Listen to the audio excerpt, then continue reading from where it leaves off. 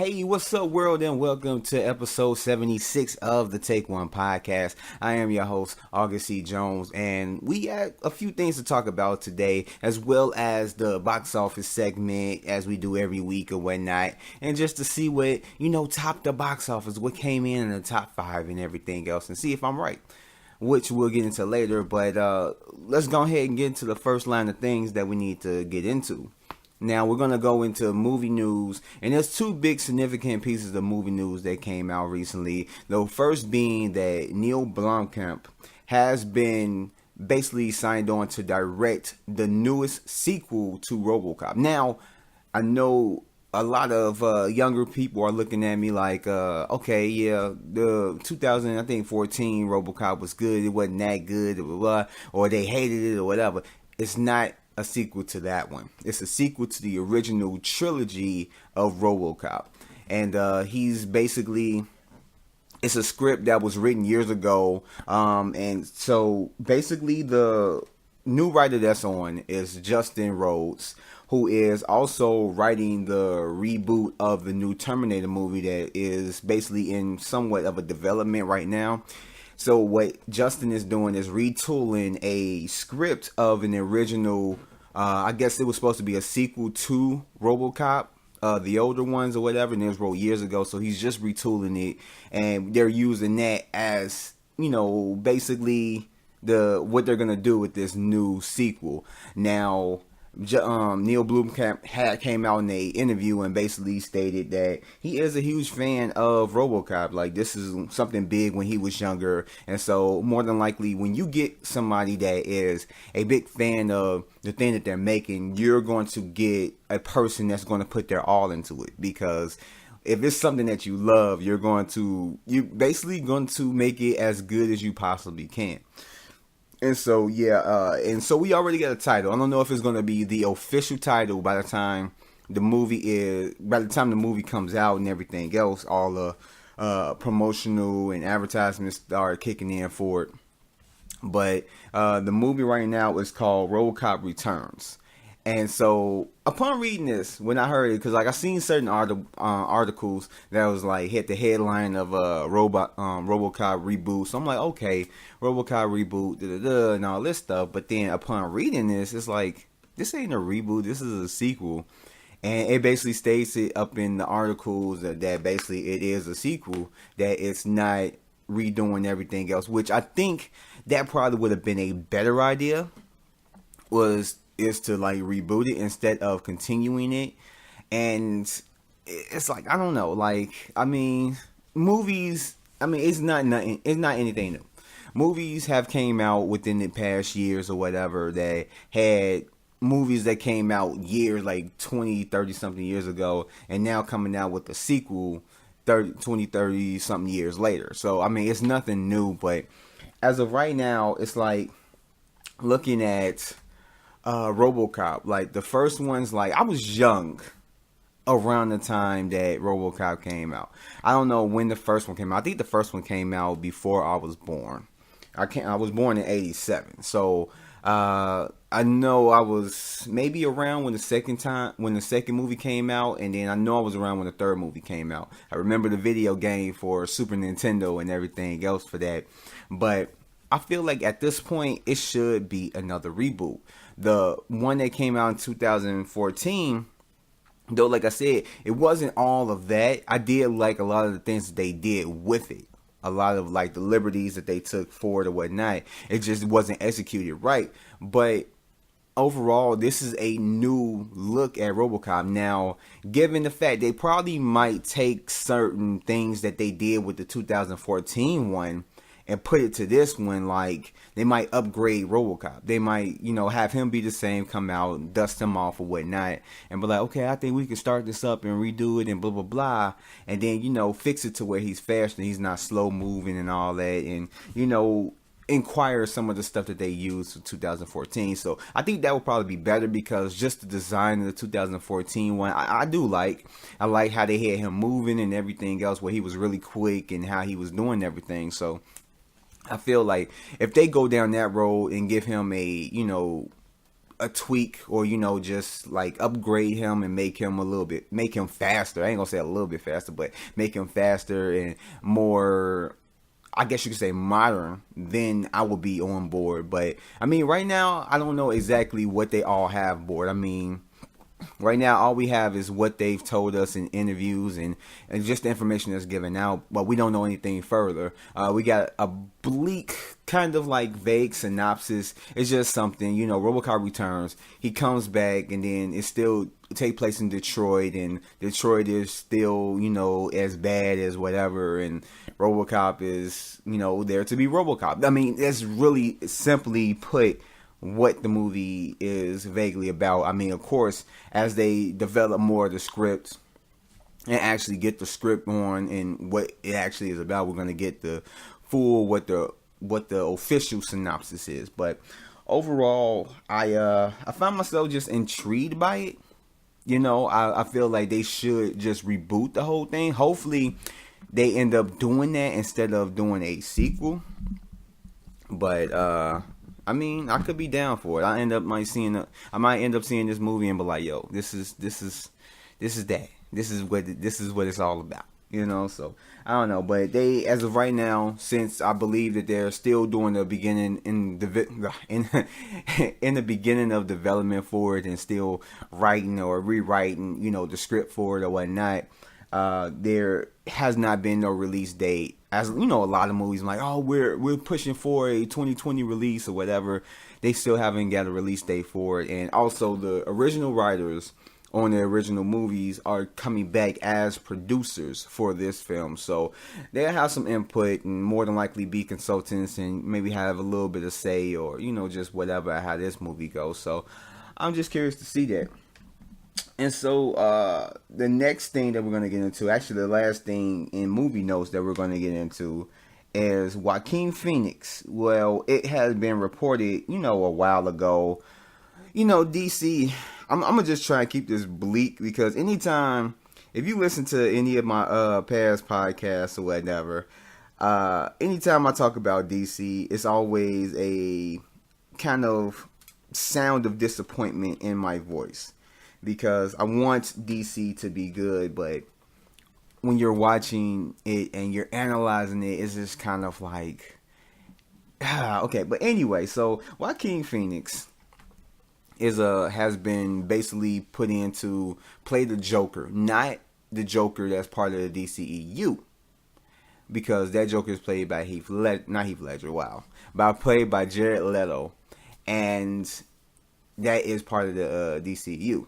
He's playing I guess you could say Elseworld, because when you're in comic books, they have like a main storyline, but then they have like a Elseworlds type of what if story, or just something that's not connected to the continuity, that's just separate, its own little entity. So I guess this is what it is, and it's intriguing when you think about it, them doing something like that. But overall, it would be confusing to a lot of the moviegoers, especially when you have like Jared Leto still playing the Joker in movies that they have slated to come out or whatever in the near future, and then you have him playing the Joker in this movie. So it's like, what's happening here? And then this Joker gonna take place. From what I've read before, is that it's gonna be a kind of noir type film or whatever, and it's going to take place, I believe they said, in the 80s or early 90s or something like that.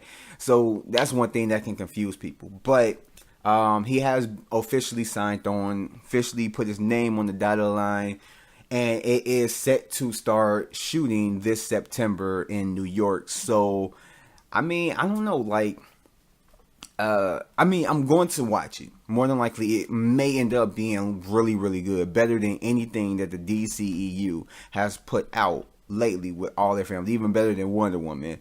It probably might be better, and then they probably might, okay, let's scrap DCEU and let's continue from this. So, I don't know. When it comes down to it, I'm interested in seeing what they're going to do with it. Of course, I'm going to watch it. I'm not going to hear and shit on it and be like, I'm not going to watch it. This is and just boycott it. It's like, I'm a fan. I'm a movie fan.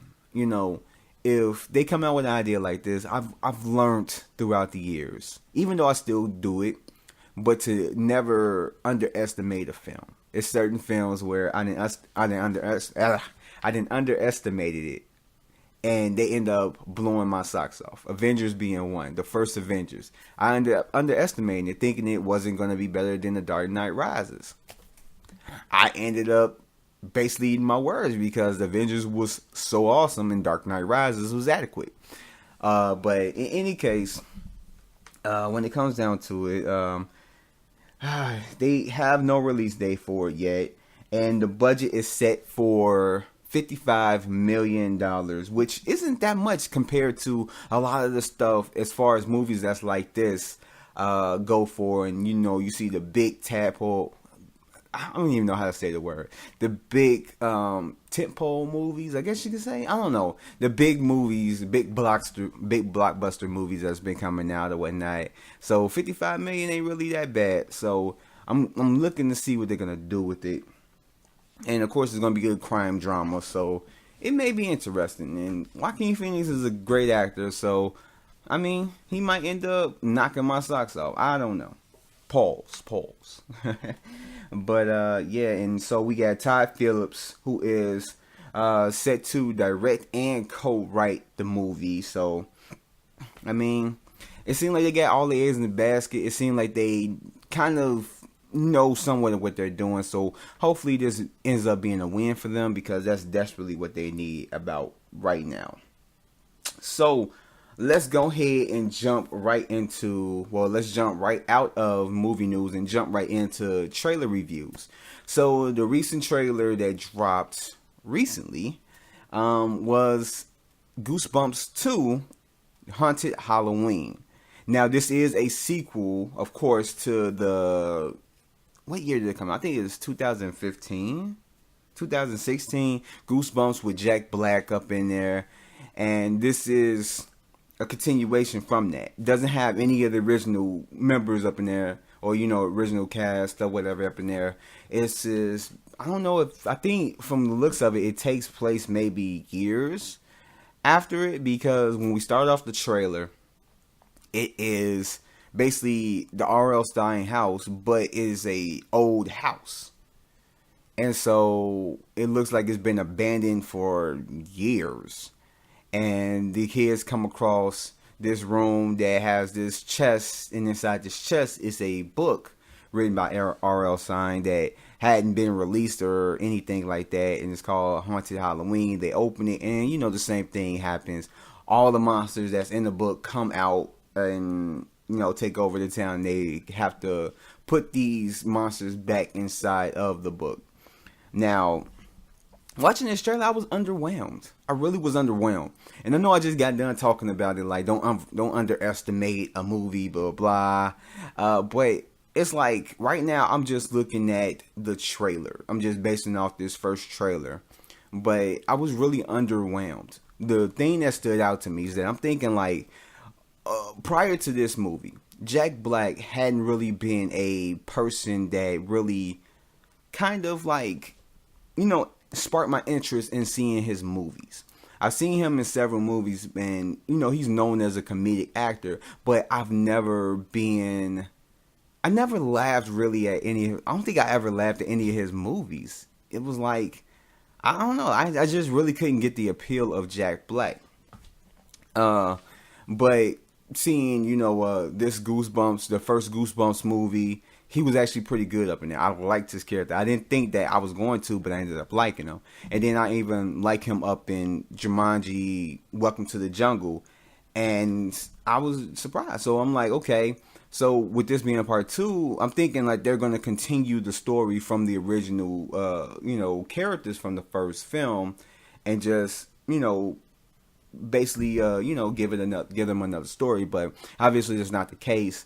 And we're set with a new set of characters, have basically the same adventure. That's really what it is. In a sense, this movie kind of like is a carbon copy of the first one. Now, I know that's probably maybe too much to say about it, but it just really seems like it's kind of being what the first one was. You open up the book, characters come out, you gotta try and put them back, and that's really about it. And these characters, I don't know, like, I don't know, like, the trailer wasn't funny. It didn't look like it was, I don't know, I really didn't like the trailer that much. I really didn't. I'm just curious of how this is going to happen, how it's going to end and everything else. And upon seeing this, I really didn't know anything about it. And, as far as like them even shooting it, coming up with the Goosebumps 2, and I really did like the regular Goosebumps movie. I really did like it. And so I didn't know anything about this. I'm like, what? They came out with the Goosebumps 2? And I seen it on Facebook, and I'm like, this can't be real, because I think somebody shared it, or it was on Facebook. And I thought somebody had shared it, but it was on one of them legit movie, websites, their Facebook page. So I'm like, oh, this must be legit. Checking it out, and I'm like, okay, cool, whatever.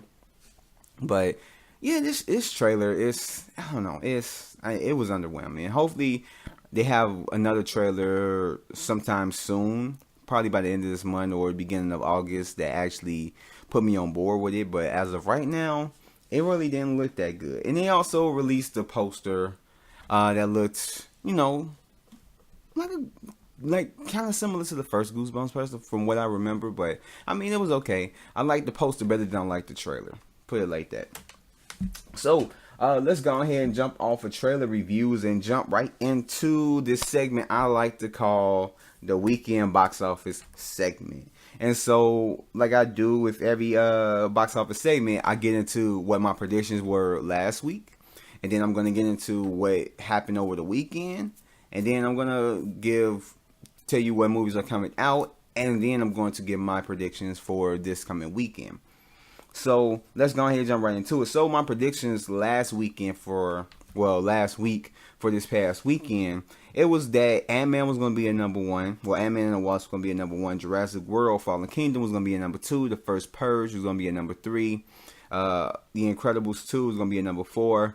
And Sicario Day del Soldado was going to be at number five. And a little bit of tweaking probably could have made it, 5 for 5. But it didn't. So we got Ant-Man and the Wasp taking over the number one spot, of course. The Weeknd doing 76 million, and then worldwide bringing it to 161 million.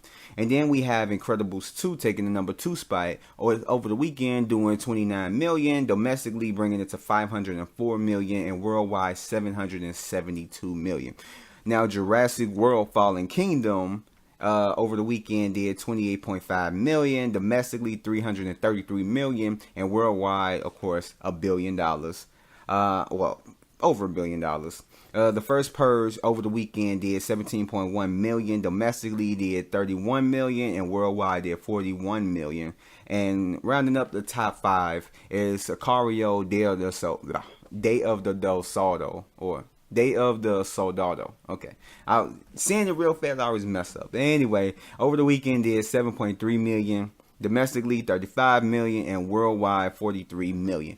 Things that stand out to me is that basically that Jurassic World just is under, it is under Incredibles. It was doing more than Incredibles, and I mean, it's not under Incredibles by too much, but still it went down below Incredibles 2. And it's like, wow, it was just, I don't know, like, I just look at it as like, that really just stands out to me. And it's crazy because I guess it's one of them things where it's like people were all up on it the first weekend or so or whatnot. And then now it's like, okay, we've already seen it. It was good, but it wasn't that good. But I know a lot of people went out to go see the movie because they loved the first film. And, big fans, and they're probably big fans of the Jurassic Park series and whatever. So, but to see that, Incredibles 2 is above Jurassic World, and Jurassic World Fallen Kingdom is at $1 billion at this point, it's like, it's kind of like odd, but I mean, things work differently. I mean, and it's crazy because domestically, I mean, what makes the difference? What really makes the difference is overseas. That's what really makes the difference. Let me just point that out, because looking at the numbers, like I said, Incredibles 2 domestically is 504 million. Worldwide is let me just do domestically. It's 504 million, and then Jurassic World Fallen Kingdom is 333 million. You know, it's a crazy number. It's like domestically Incredibles 2 did way better than Jurassic World Fallen Kingdom. But then when you look at worldwide, it's a total different ball game. You get 772 million for Incredibles 2, and then you have over $1 billion for Jurassic World Fallen Kingdom. And it just shows you right then and there that's what plays a big role in these box office numbers a lot of times with these movies, is the worldwide, box office. It's international, China, everywhere else that bump these numbers up. Because if The Incredibles over the weekend and domestically is doing better than Fallen Kingdom, but the world total of Fallen Kingdom is better than Incredibles 2, that gives you a big sign. So that really is what stands out to me. And another thing that stands out to me is The First Purge. I thought that this would be a movie that a lot of people would be dying to see, pardon the pun. But I mean, obviously, not that many people are clamoring for it. This is the fourth film into the franchise, which is the prequel to the whole thing. And obviously, a lot of people haven't really been wanting to see it. I mean, it is rated R. But it's crazy. And then on top of that, you got to look at it. This movie came out Tuesday. Because the 4th was Wednesday, and this is counting from Tuesday all the way to Sunday, and it only did 17 million. So it's crazy. I mean, domestically, put it together. I mean, I guess you could say over the weekend. So yeah, we're gonna look at it. Over the weekend did 17 million, and then I guess domestically, and that's counting the other days before. So 31 million. 31 million, not too bad. And then worldwide did 41 million.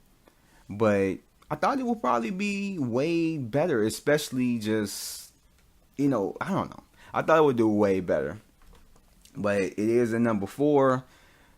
I didn't think it was going to be a number 1. I thought it would at least be a number 3 or number 2. But, I mean, that's just what it is. I don't know. But I guess a lot of people wasn't really trying to go see it like I thought it would. But those are things that stood out to me over the box office weekend. And so what's coming out this weekend? I know you guys are dying to know what's coming out this weekend. So we had 2 movies that are coming out this weekend. 2 movies, I guess you could say, is 2 vastly different movies, but I guess you could say they could both be family movies depending on the type of family you have. So we have first on the list is Hotel Transylvania 3, and Hotel Transylvania 3 Summer Vacation, which basically that's what it is. The character from Hotel Transylvania is going on a cruise for a summer vacation, and stuff happens. And that's more of a kids movie. You can take your kids to go see it and everything else. And then we have the Dwayne "The Rock" Johnson led film Skyscraper that is sure to give everybody that goes to see it vertigo. I believe that's what it would be like. Or if you have a fear of heights, this more than likely is not the movie that you want to go see. I'm really thinking at this point of actually going to go see it in IMAX. I don't know. What do you guys think? I'm really, really inclined to go see this movie in IMAX. I do not know whether or not I want to, or if it is worth it, because I'm going to be mad if I spend like $15 on a movie that's just like have me slapping my forehead like, oh my God, what is happening? So, but yeah, like I said, that's a family film as well, depending on what the kids like. If you have older kids that are, I ain't going to say, kids like, my son is 8. So this movie wouldn't be for him. He would want to go see a Hotel Transylvania. Even though I'm not saying like all eight-year-olds are the same. There's certain 8-year-olds that might be into seeing Skyscraper and movies like that. So, I mean, it's whatever, but I would think that for the younger kids, Hotel Transylvania 3 will probably be the type of film you take them to go see. And Skyscraper would be for like the older kids, maybe like 8 to 9 or something years old. Well, 8 on up will be something that you take them to go see. So it's still like a family film, depending on like what your kids and family like or whatnot. But I mean, the first thing that's on this list that I am interested in seeing, of course, it'd be Skyscraper. Not because like this is a movie that I was waiting for and blah blah blah and all this stuff. It's just I haven't seen, like, I'm gonna be real with y'all, I haven't seen the first 2 original Hotel Transylvania films. I may end up watching it this weekend with my son, since I'm going to get him tomorrow and everything else. Probably might end up watching it with him, but I know I'm definitely gonna go take him to go see Hotel Transylvania 3. But Skyscraper is a movie that I'm definitely going to freaking check out. It is one of those movies that it looks like it's going to be awesome, but it may not be. I don't know. I'm definitely gonna go check it out. But let's go ahead and get that out the way. Let's go ahead and get that out. Let's go ahead and get right into this coming weekend box office predictions, and then we're gonna go ahead and cut off this show. So to get into it, my predictions for this weekend, I think that Hotel Transylvania 3 Summer Vacation is gonna take the #1 spot because it is a kids film and it's the summertime. I mean, the hell, these are going to do major numbers. Ant-Man and the Wasp is going to take the #2 spot. Now, I might be off with that. Ant-Man and the Wasp might still be #1, and Hotel Transylvania 3 might be under it, but I'm going to go ahead and take the gamble and just risk it all and say Hotel Transylvania 3 going to be the #1. #3 is going to be Skyscraper, even though I am looking forward to go see it, but, you know, you got to think about it. It's going up against Hotel Transylvania 3. Had this film go up against something like, what came out last week? If it went up against something like the Purge or, you know, Ant-Man and the Wasp, it wouldn't be first on the list. And I think a lot of people, I haven't really seen too much crazy advertisements for it. So I don't know if this is really on a lot of people's radar. I think this is one of those movies where they know it exists, and this would be like, I feel like going to the show. What's out? Skyscraper. That just came out. Well, let me go check it out. It's in like one of those films. I mean, it's more than likely it's going to have its fans, but I don't think a lot of people are really clamoring to see this film. They probably might wait a weekend or two after, but, it's whatever. #4, I believe that Incredibles 2 is going to fall in that slot. And then rounding up the top 5 is going to be Jurassic World, Fallen Kingdom.